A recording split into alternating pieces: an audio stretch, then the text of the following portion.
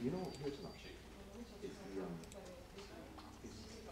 It's about your own unique response because you could it's about a key field and then basically create the tolerance to the sharpness and test it and then have them test it over and go and it's bad and then get it.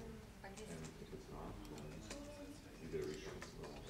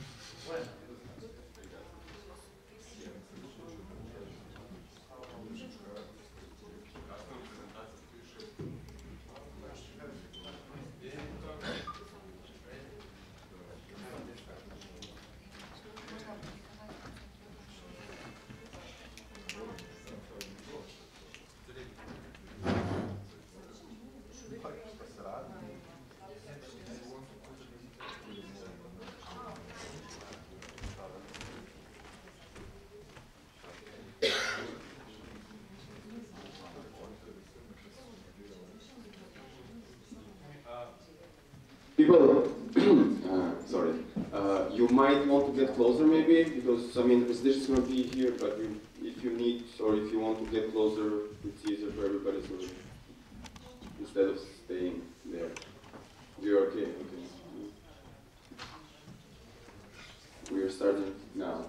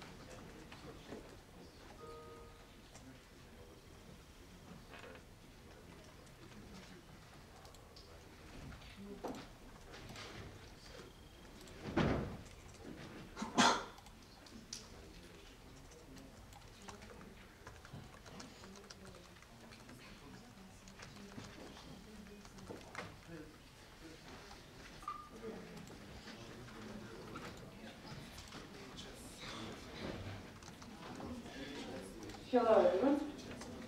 My name is Bojan. I come from CRTA, Center for Research, Transparency and Accountability from Serbia. Our work at CRTA focuses on development of different mechanisms for measuring the level of accountability in the work of politicians and public institutions in Serbia. We provide citizens with online tools that they can use to track and monitor accountability in the work of politicians and institutions, and based on those accountability records, make informed decisions at the elections. First of these mechanisms is Istinomer, Serbian Trotometer, that as of yesterday has one more brother, this time from Albania. And we are more than happy that Istinomer idea is still spreading across the borders.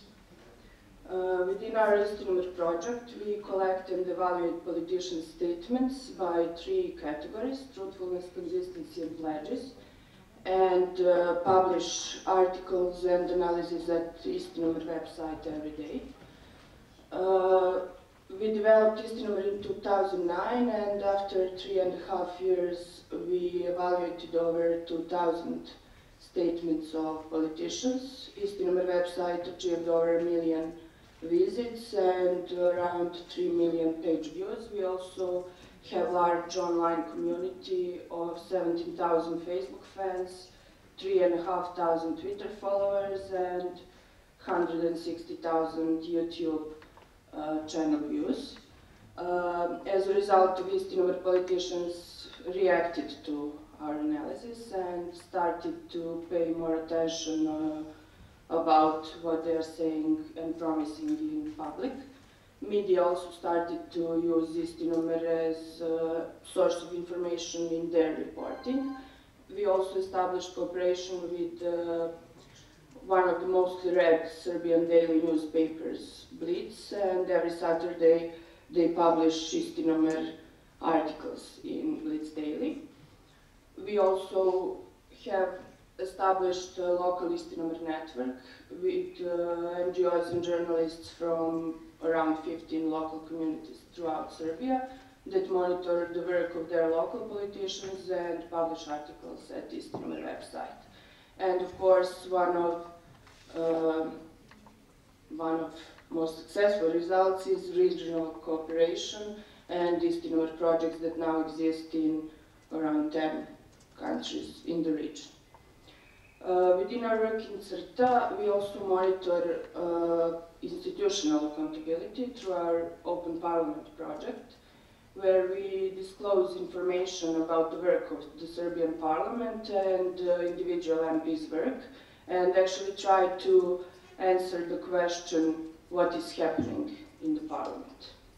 So far, we have disclosed parliamentary transcripts from 97 till today. That's 160,000 MP speeches in searchable and easily accessible user-friendly format. We also published voting records that are interlinked with laws and MP speeches, so it's easy to access and see how some MP voted on a specific law and what he was saying about the subject. We also, as part of Open Parliament website, we developed and launched online communication tool that allows citizens to ask directly questions to their MPs, and both questions and their answers remain visible all time and publicly available at the Open Parliament website. And when we talk about accountability, we have to talk about budgets, because public budgets reflect ultimately how governments are accountable to us by the way how they manage public funds. So we developed Map the Money project and launched Map the Money in Serbian Prati Pare website as an online tool that allows people to track progress on local budget spending in their communities. We integrated the Google Maps at the website, and for each of these local communities that are engaged in the project where we map local investments from local budgets and follow budget spending and track progress through time. We publish all information at the map and at the website. We communicate with local authorities in our search for information. We also publish articles and all related documents, contracts, annexes, public procurement documents, and so on. And it's easy for people to just zoom out and see how, yeah, that's it, sorry, how and where the money is spent. So this was just a brief presentation. I invite you to ask questions if you have.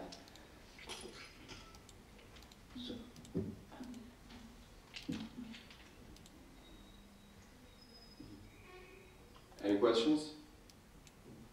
Yeah. Yes, please. For example, in our country, we have huge problem forcing our officials to reply.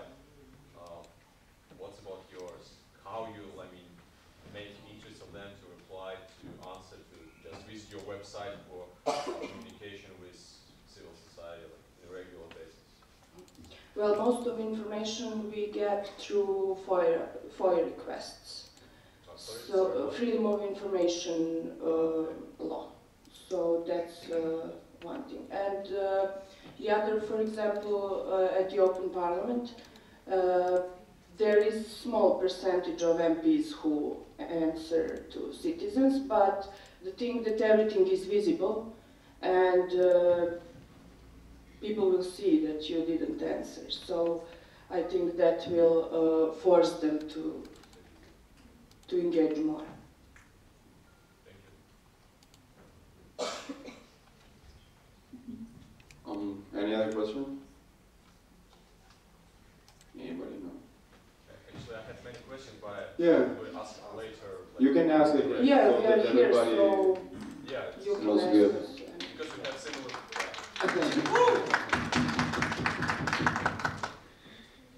Yeah, if you have another question, it's okay We to. have really similar projects and just interesting about marketing thing, how they promote, how they interact using Facebook, success stories, what channel uses the most. So it's like, I don't know if everybody interested in this kind of information. We just change business card.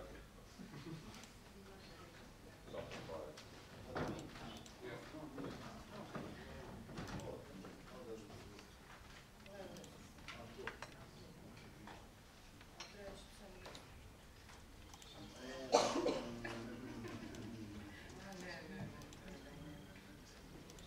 Hello. Hi. Wow, what do?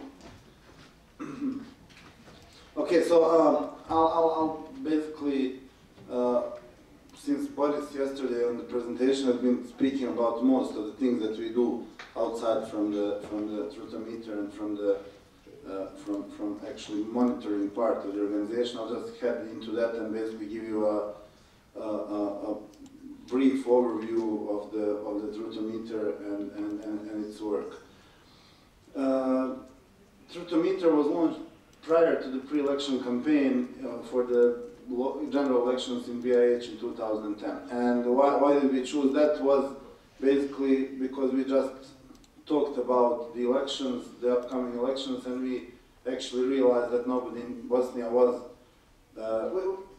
not totally true. We actually wanted to do a similar thing that CRTA was doing in Serbia, and they were basically doing, and they are still doing, is the monitoring of the statements done by the public officials and politicians. But coming elections, we kind of thought, okay, nobody is actually evaluating the government on basis of what they are doing, and actually we said, okay, let's try to see if there is a way of monitoring how the government is performing in terms of their accountability. And we said, what's there to do? And then we actually said, okay, let's see if there are any pre-election programs existing that we can actually evaluate. And at that time we had a government on the state level of Bosnia, we had a government of 5 ruling parties. And we looked it up, and actually, well, all of them except for one had a pre-election program. One of them had some sort of a declaration that was not to be considered a program, so we actually even excluded it from the report. And actually, why did we do it just prior to pre-election campaign, and why did it happen to be a success? Was because we said, okay, like once the pre-election campaign starts, it's going to be all parties. Then that's the time when they actually have the space in the media, and they have everything. And actually, before the start of the pre-election campaign, which is 1 month before the elections for Bosnia, is the place where we can actually interact and where we can target the audience. And we did it like 4 days before the start of the pre-election campaign, or something like that. It was actually within the week before the start, and we did a public promotion of the website. The good side of it was that actually our report immediately got covered by all the media, and we became immediately visible to everybody. The bad side of it was that actually the other parts of the work, like monitoring of the statements and everything, were not picked up that much, because there was like this great, wonderful data on how much the government actually did. And everybody wanted to cover that. Nobody actually wanted to speak about other features of the website, so that remained to be promoted in the future. And actually, outside of promoting accountability, we actually really wanted to impact the discourse of the pre-election campaign. And how is that? Because in Bosnia, prior to 2010 elections, the pre-election discourse was mostly about future expectations. We called it the discourse of future expectations, where you had like a couple of tens of parties. At that time, it was like 70 or 80 parties running for elections that were speaking only about the future of their work, and nobody actually talked about the past of the work. So we wanted to split it up and actually change the logics of the pre-election discourse, where we set up the logics in a way that the governmental parties should talk about what they did in the previous 4 years and ask for a new mandate based on that, whereas everybody else in the public discourse should talk about how better and different they can do it than the governmental parties. And that was our aim with this. So, and actually we managed to change it, because we basically put it in discourse and said, okay, just like this is our findings. We find it objective. All of them are on a website available 24/7. Each promise is evaluated. Everyone has a mark. Everyone has an explanation. If you don't think something's right, just please talk about it. But talk about what you did. Don't talk about what you're planning to do, because you are the government. And that changed the pre-election discourse really much in the course of the campaign. And also, obviously, it kind of formed the whole pre-election campaign, at least for the first part of it. And then, basically, that's it. That's how we got pretty big in the start, and that's how we managed to actually promote it really from the start in a way that actually it was widely visible to everybody in the country. This is how it looks like actually. Since we do 3 things mainly on the website, somehow the organization of the site is made that we have like 3 sections that are very clearly visible and divided on the platform. The first one is actually the first column, the statements, where we monitor the statements based on, as we said, truthfulness, consistency, and pledges. And then the second part would be the monitoring part, where we actually do all the monitoring of the government in terms of pre-election promises. Currently, it holds all the monitoring done for those elections 2010.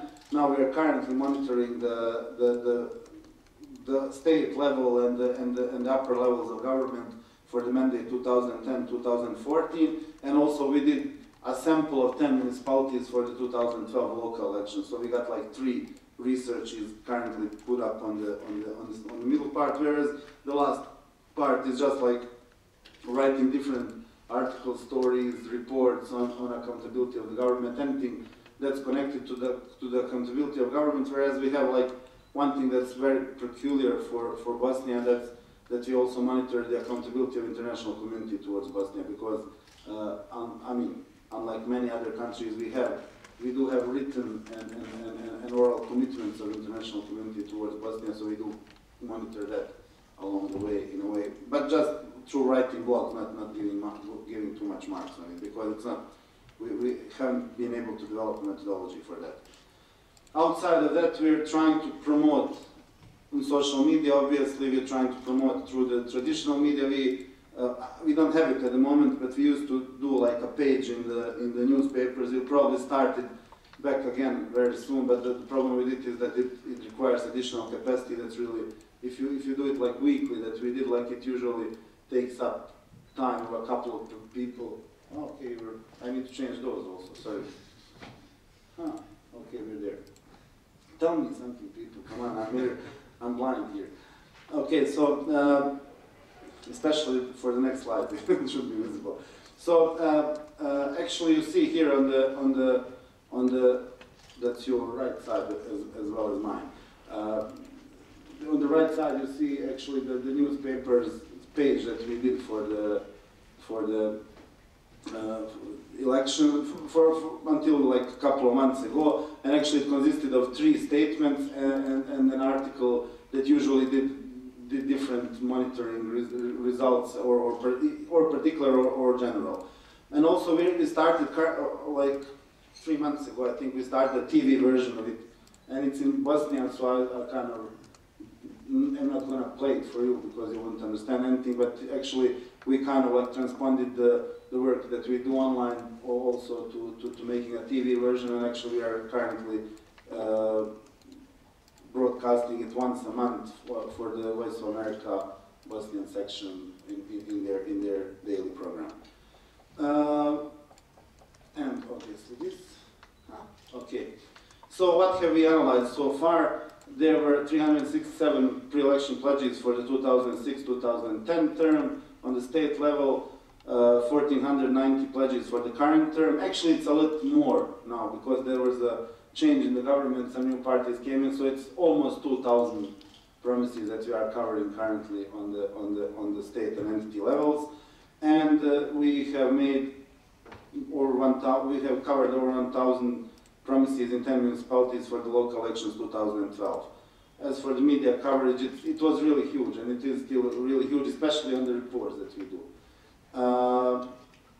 I just want to give you a report example because, like, you know, just to grasp the idea of how it goes. And the last one we did was for the local elections. We did it for 10 municipalities, 2012, just maybe to realize what data we can extract from it and what actually, why it was interesting to the media.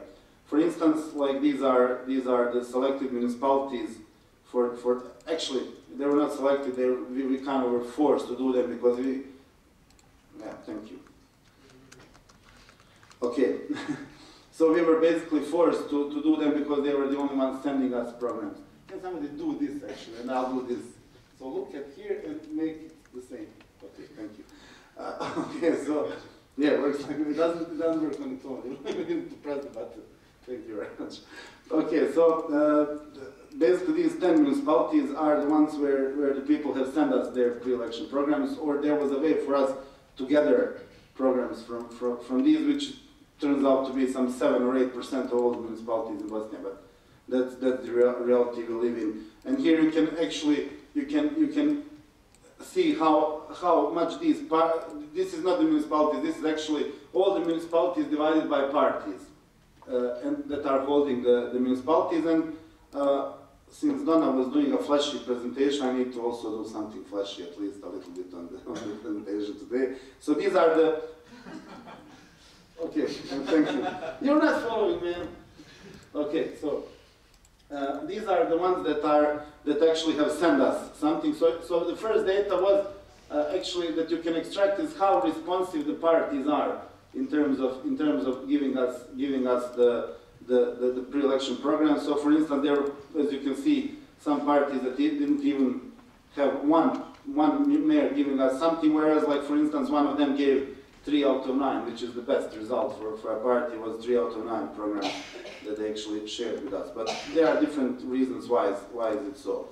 Then the next one is actually, you can have a number of promises per municipality. So basically you can see who promised more, who promised less, and how did it rate within the cities and municipalities.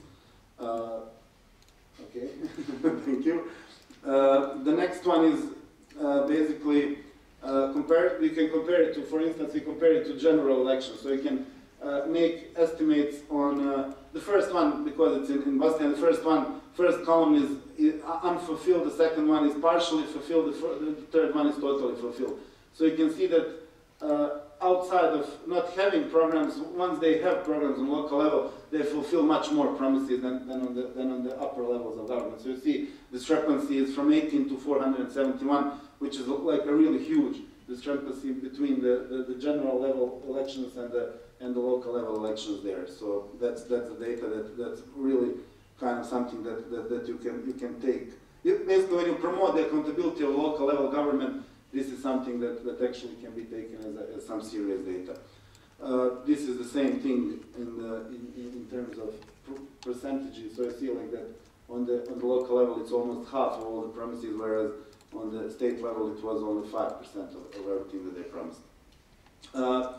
This is basically the final outcome that everybody looks for in our report, and that's how much was fulfilled, unfulfilled, and all the other marks that we give to them. And actually they are these, like they are totally, mostly fulfilled, late fulfilled, which means that they were fulfilled but outside of the deadline that was set by the party, partially, only a bit fulfilled that have been only started, and then we have like two of them, one is unfulfilled and the final one is unfounded, which actually is all the promises that couldn't have even been implemented in the start once they were made.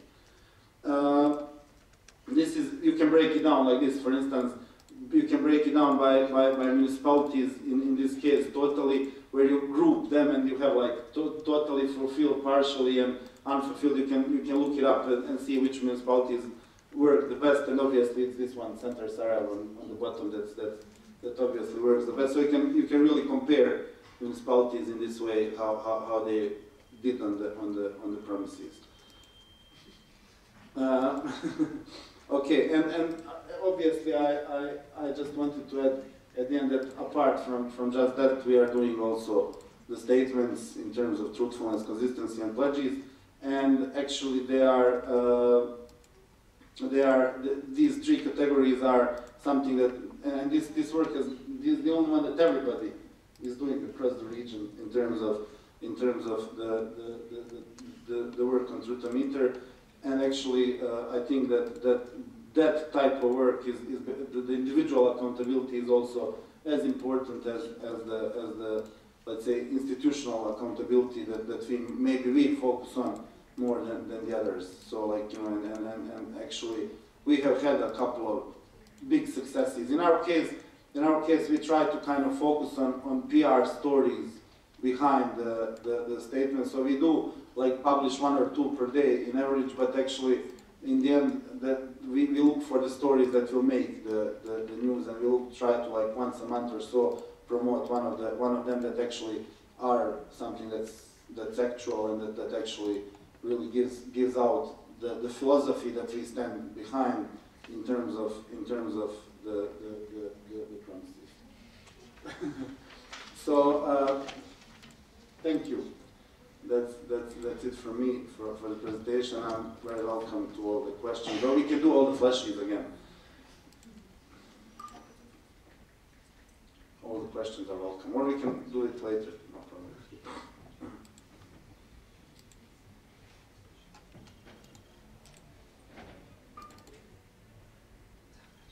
Thank you.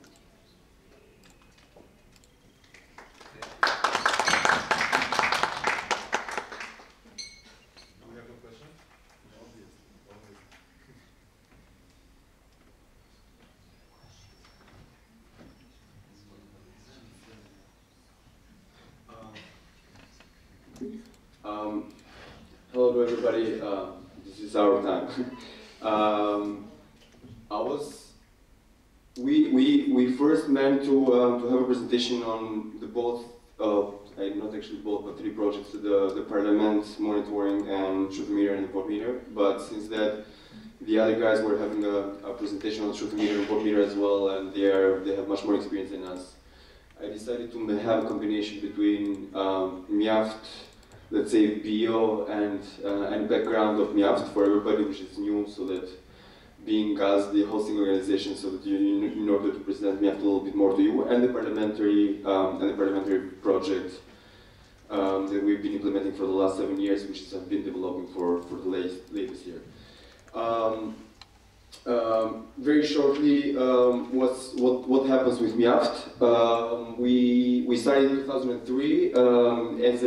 Everything started as awareness campaign, and then we started dealing with some topics like blood flu, if anybody knows what blood flu is, with human trafficking, human rights, women's rights, children's rights, etc. And then because the campaign was very successful, we decided to grow up into an NGO. From 2004 we developed as a grassroots NGO. Then what happened is that because we were only grassroots and we were only criticizing politics, there was a moment that we needed to give also some alternatives and to give some statistics, which they do lack a lot in Albania. So we developed this other part of MIAFT, which is the watchdoging, and that's where we started to develop these ICT tools and everything else. And basically we are now divided to some extent into grassroots and watchdoging towards public institutions. Some of our main areas of expertise and where we've been working through last years has been the public awareness campaigns, which is something that we still do and we love doing, including here the voter education, environmental, like Live Green, and referendum campaign, which I'll be talking to you a little bit later because we are very proud of it. Then again, the public opinion polls, we were the first one who actually implemented in 2005 an exit poll. And then after that, everybody started doing it, and now nobody's doing it because people are afraid to declare their voted cast. Election monitoring as well. From I think from 2005 we've also been monitoring the elections, and in 2005 we did for the first time what we call the PVT, parallel tabulating voting system, which means that during the time that they were counting the votes, we were there with some tablets and everything, and we were connected to this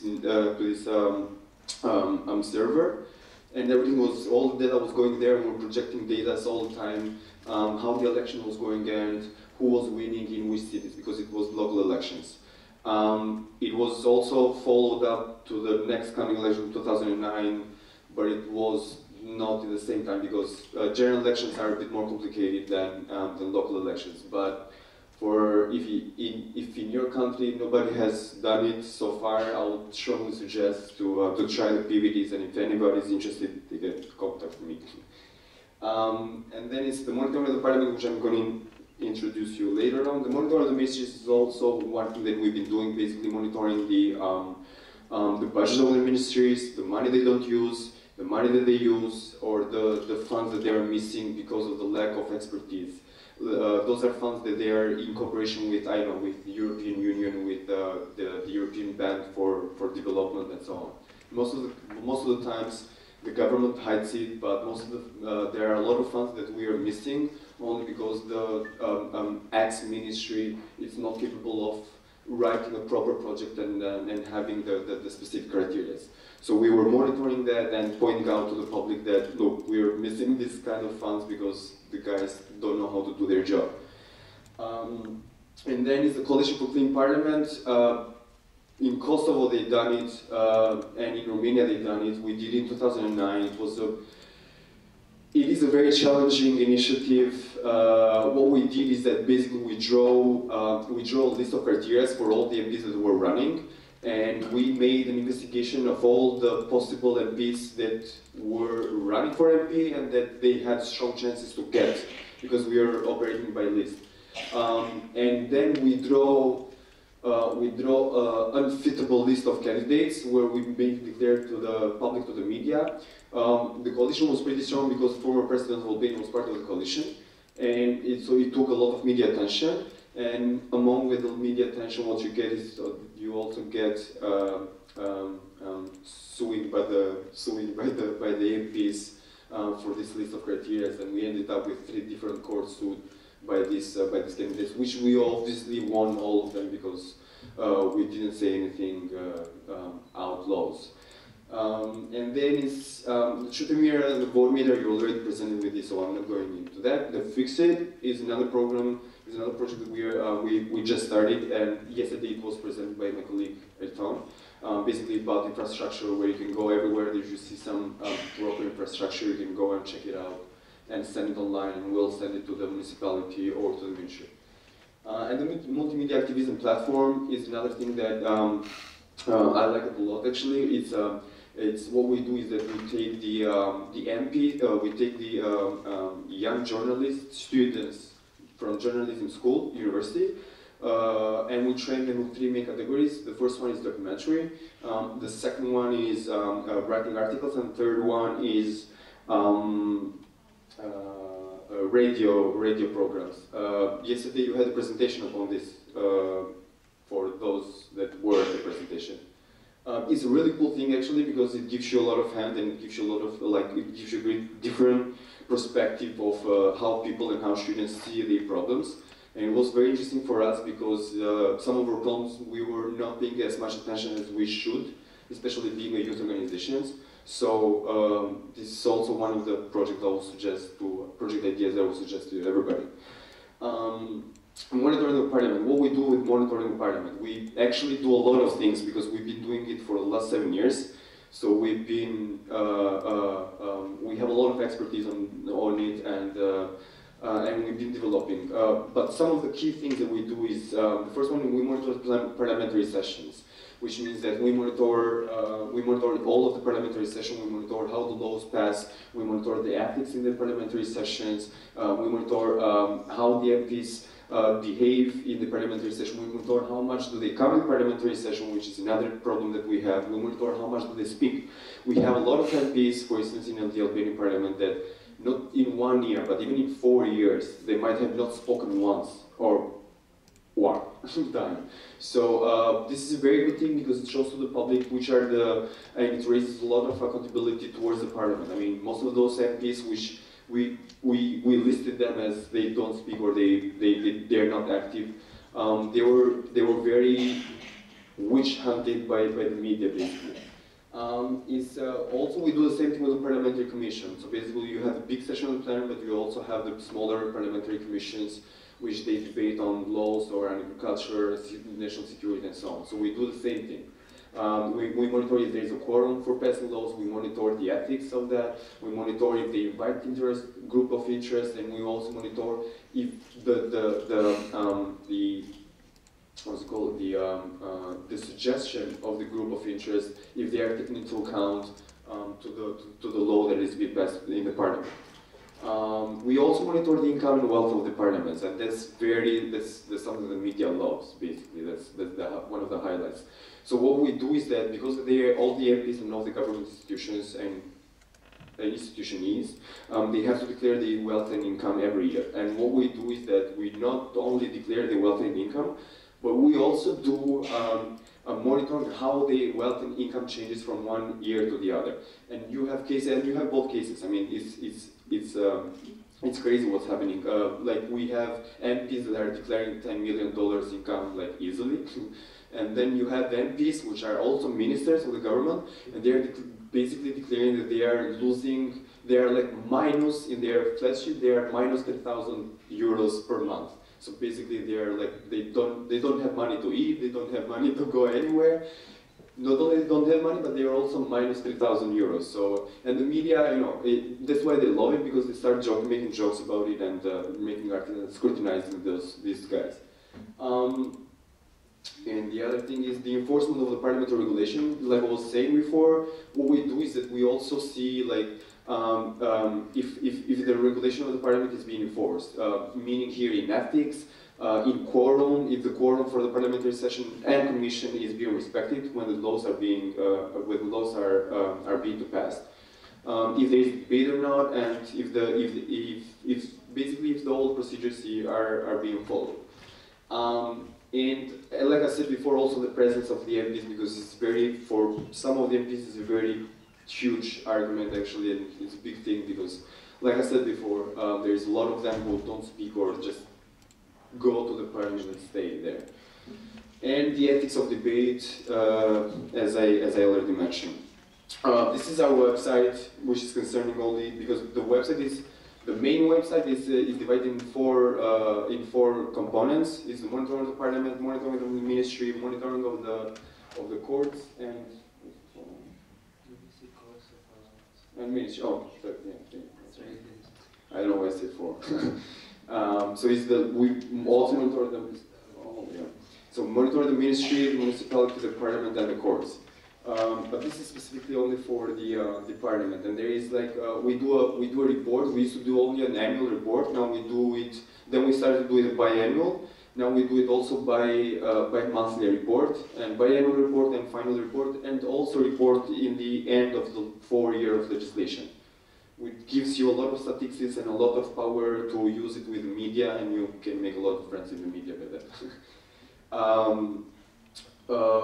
From the last year report, just to give you some statistics, from the last year report of the parliament, what we did is that we monitored that there was like 37 violations of the parliamentary rules, which means that here are included also ethics behavior, here are included also, we had like 11, that's, like the second one is 10 cases of modification of the parliamentary commission records, which means that all the parliamentary commission records, they have minutes. And in order to be okay with the law, they have to have a quorum to pass the laws from the commission to the parliamentary session. And what they do is that they literally forge the minutes of each commission, and they even public it online. Now, since that we are monitoring all of them, we can prove it because we have pictures of all these commissions when they don't have the quorum needed to pass a specific law or to have the commission itself. And then we also have 7 MPs with suspicious wealth income, the thing that I was saying before. What we did is that we have a very strong relationship also with the High Inspectorate of Wealth and Income Declaration, which basically where every government employees have duty to declare their income and wealth. We found 7 different cases which they were very suspicious, so we had a file prepared for all of them and sent it to the High Inspectorate to have them check, and then possibly send it to the General Prosecution. This is just to show you how the parliament works, and if you see the guy, where is it? Yeah. If you see this guy staying there quietly, and if you see this hand voting for his body, and this is what's happening oftenly. I mean, even if they changed now, they recently changed the voting system, and it's supposed to be they have another option where you can vote by fingerprint, and but they don't use it. They don't use it because they need to vote most of the time. They need to vote for their friends. And this is also, yeah.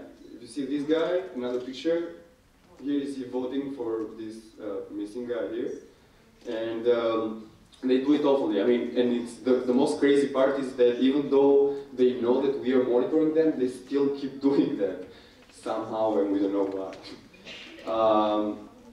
The new initiatives that we took for this year are 2. The first one is Write to Your MP. So what we did is that on our website, you can go, and apart from downloading all the reports and photos and everything, you can also write to your MP. So you can just go to your, like if you're living in Tirana or in Stolder or in other cities, you go to your city and you find your MP and you can directly write to him. So we make it very easy for people just to send emails and request questions and everything. And because this is also monitored, we'll also be monitoring the process of replying or not replying back. And the second thing that we're using for the new initiative for this year is the overview of the main laws that are being passed by the Parliament. Now, because we are in this process of entering the European Union thing, our Parliament is passing so many laws, and they just don't care about it. And what we found out is that when we were monitoring the Parliament, we found out that there are specific laws which have been passed through the Parliament like 4, even 5 times within a year. And that's like so much amount of money and time and energy just consumed because they are not not only able, but they just don't care about it, and just they just translate it, I don't know, from Italy or from Germany, and just make it pass. So we were trying also now to have, I mean, even previously we were pointing out that laws are being passed more than 1 time, even 4 or 5 times within a year. Now we are doing something more professional into analyzing some of the key laws that are passing to the Parliament. And this is the place where you can go. So you can just select your cities, and then it pops up like a normal box where you can write to your MP. You select the name, you can write to your MP, and we make sure that it goes to his email address, and we will also monitor if they reply back, which we are not sure if they will do it. These are just some photos just to illustrate what we've been doing in the grassroots things. Is that I presented you the watchdogging thing. This is I'm very proud of this. This is a protest that we did in the Prime Minister's office because we had an issue. The Prime Minister was having a joint conference in Rome with Berlusconi, the Prime Minister of Italy, and Berlusconi. If you know the character of Berlusconi, is the former Prime Minister of Italy. He's very aggressive, let's say, towards women, but not aggressive. I mean, he likes them, but not in the way... He's discriminating. Yes. And so he made a very rude joke about Albanians women's when they were having a joint conference in Rome. And we were waiting for our Prime Minister to come back and to explain what's happening. And everything he said is that, look, the room was full of journalists and the only women present there were women from Albania, and they were very beautiful. But the comment of Berlusconi was about speedboating girls going from Albania to Italy, which basically they are forced to go there and like basically doing prostitution in Italy. So we were very affected by it, and we wrote this a gift for Silvio and Stalin, which is our Prime Minister, and the gift was this. A blow doll, I don't know if you know what the blow doll is. Basically saying that this is the only women that these two guys deserves. And these are just random pictures. This is about, we had an issue with Greece about our maritime in the sea division. This is our campaign for rising the education budget.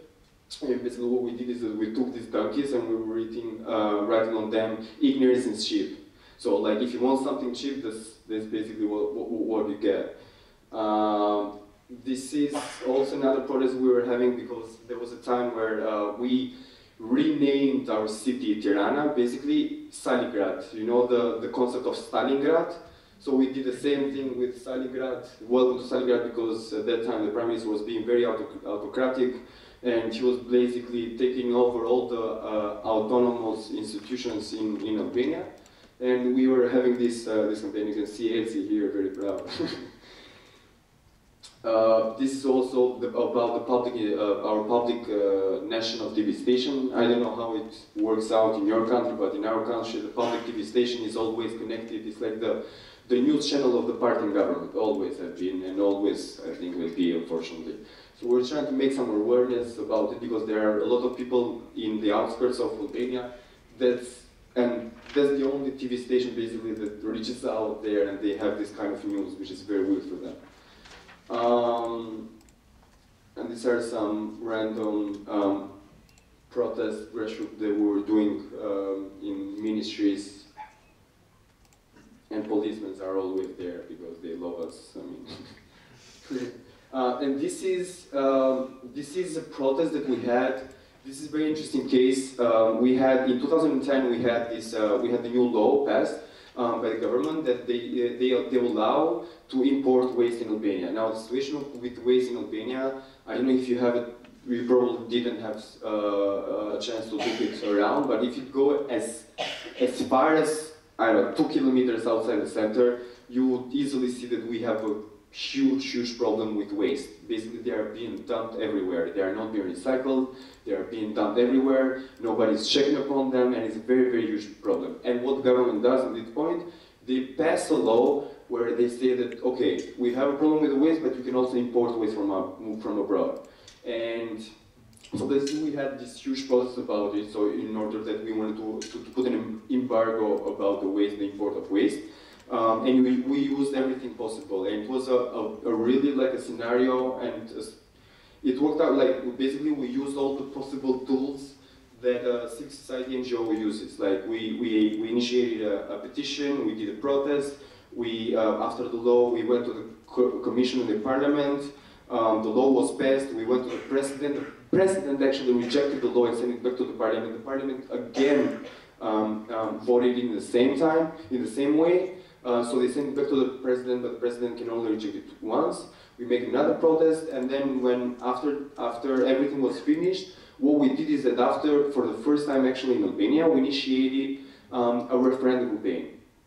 And we needed something like 50,000 signatures to initiate this referendum. And unlike the other ways, you don't just need to have people sign in like name, surname, and ID card and the signature, but the Central Electoral Commission had the nice idea to give us two more criteria. The first one was that we needed to have the photocopy of the ID card of each people which was signing the petition. And the second thing is that they wanted us to divide everybody according to their municipalities and comuna. Now we have 40 municipalities and 360 comunas in Albania, which means a total of 400 different file of sheets that we needed to be ready. Like especially in Tirana, where people are coming from all over Albania, you needed to be ready. Like everybody that was coming, not only you needed to have his photocopy of the ID card, but you also needed to separate each, like if it's coming from Vlora, but even if it's coming from Vlora, which is another city, from a specific village of Vlora, which is another comuna, crazy. But we did it. With 63,000 votes actually. And for the first time ever in Albania, we are not only passed through the CEC, it also passed through the Constitutional Court, and now the Constitutional Court will send it to the President, and the President has to appoint a date. So it's kind of a success story for the moment. And that was it. I hope you understood anything. If you have any question upon anything, I will be more than glad to answer your questions. And yes. Yeah, I've got a question about like your data from the parliament participation. I mean, yeah. Is it open for everyone to get it? I mean, in Kyrgyzstan, for example, it's completely closed. We don't really know if they really visit parliament for their job. So, well, I mean, what information is open? I mean, participation, how they vote, if they speak, if they offer any improvements. I mean, how to analyze and see if it's really these guys, for example, really works. Well, we go there. We go there. We attend every plenary session. What do you mean? You see? Yeah, physically with a journalist, and we take picture because it's very. I mean, like in every country, to make accusation that you're voting for another person who's not there, or to say that a law has been passed without a quorum, or to say that you haven't been talking at all at Parliament, that's something you cannot get to the website because, of course, they are not going to publish it. So you need to be there and you need to photograph it. Like everything is being on picture, everything is documented. Nothing is, we saw it. No, it doesn't work like that because otherwise you will be automatically scrutinized by the institution. But I don't know, so if the regulation of the Parliament of Kyrgyzstan allows people or media to attend commissions, because it's in our parliament it is said in the regulations that people, even people who want from like simple people must make a request one day before in the Secretariat of Parliament and attend tomorrow. Yeah, they are allowed to. But people really don't use it. But you can use it. Yeah, what now? Try. Yeah, try. I mean, in the very first, in the beginning, because they didn't know what we were and how serious we were going to be, they were giving less permits, like 6 months permits. And after the first year, they were like blocking us. You're not going in. There is not room for you. There is no space. So it's afterwards when they figure out what you're going to do, they're going to be very aggressive. But we also have some help also from the OSCE intervening in some cases because they tend to get very aggressive. any other question? Question 1, question 2, question 3. Thank you.